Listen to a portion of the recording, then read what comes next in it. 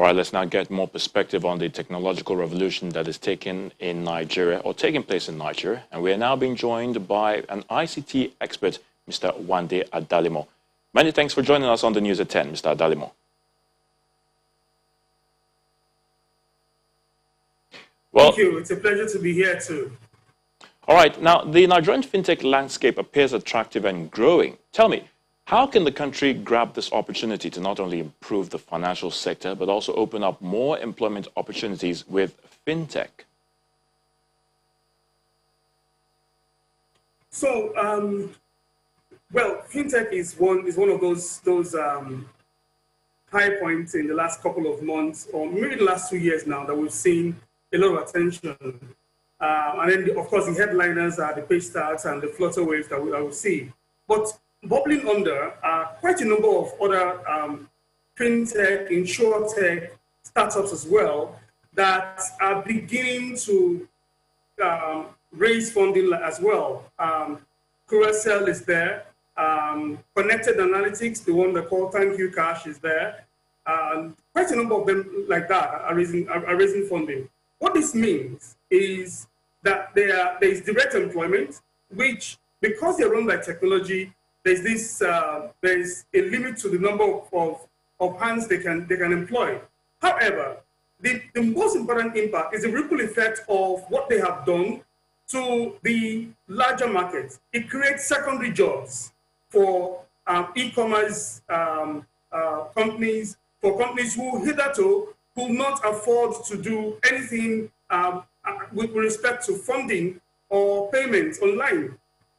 Before the Flutter Waves or the Paystar, payments for smaller businesses was Herculean.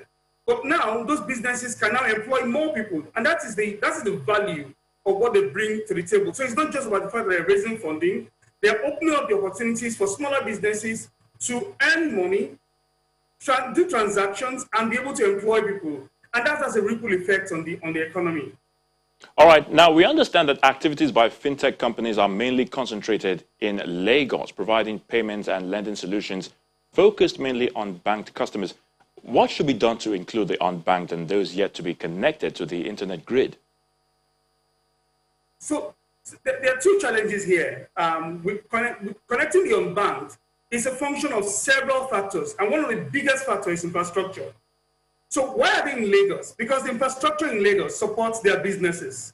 And you will also notice that the USSD transaction, the model of doing transaction with USSD, has taken off because of the unbanked.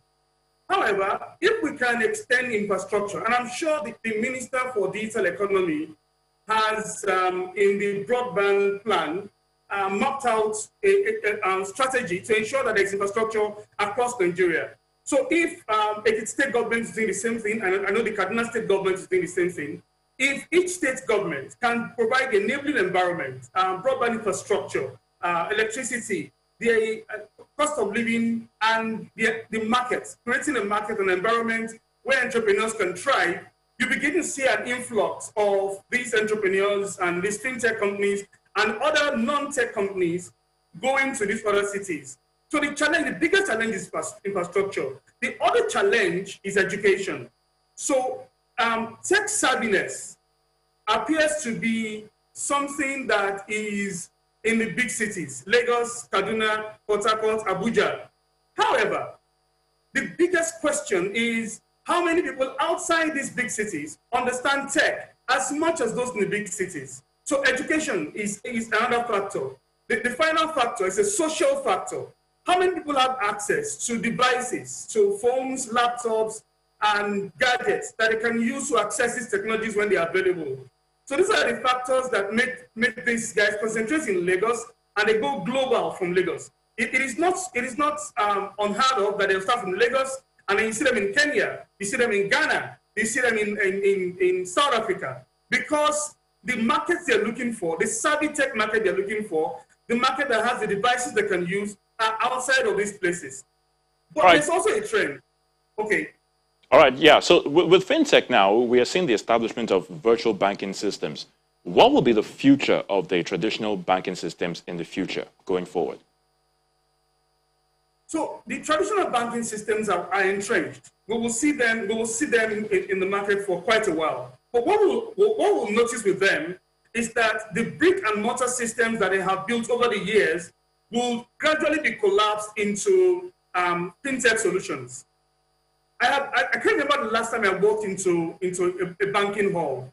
And however you look at it, they also have their fintech apps that they use. Virtually all the banks have an app that they use. It might not be as flexible or as convenient as the new kids on the block, or maybe not as valuable, but you will see them going towards that direction. They will play towards that field and collapse their brick and mortar systems into online and app-based systems, thereby also getting into the fintech boom that we've seen. And you will also see that they will begin to get regional authorities because they have the funding, they have the capacity. I mean, they've been making money over the years. You see them dominating payment gateway, payment platforms across Africa and in some countries in Europe as well. That's what I see that the banking will become. All right, and finally, what does the future hold for fintech companies going into mergers and being acquired by foreign investors? So that's the first phase. The second phase will be, and I'm very sure that the Nigerian Stock Exchange will not sit back and watch only foreign investors take over. I'm sure that the second phase will be local investors looking at the opportunities and investing very early on. What again will happen to fintech companies is that there will be some form of saturation, and then they begin to now branch and pivot into some other aspects. Aspects of fintech that deals with like you said earlier, the unbanked in very innovative ways, and into communication, like Treme is doing. They just raised about $1.4 million as well. The fintech companies, there'll be some battle, and then the ones who lose out in the fintech market will pivot into some other things. And there's so many sectors. There's med tech, there's insure tech, there is music tech. We've not even scratched the surface. So what we're seeing is a platform that they have built that can be pivoted into virtually every other tech that needs to solve our nascent problem in Nigeria and across Africa. That's what I think will happen over the next couple of years with a lot of these fintech companies. And that's good for us. Well, safe to say the fintech revolution is indeed here to stay in Nigeria, Mr. Wande Adalemo, an ICT expert. We thank you so much for your thoughts on the News at 10. Thank you, too. Thank you for having me.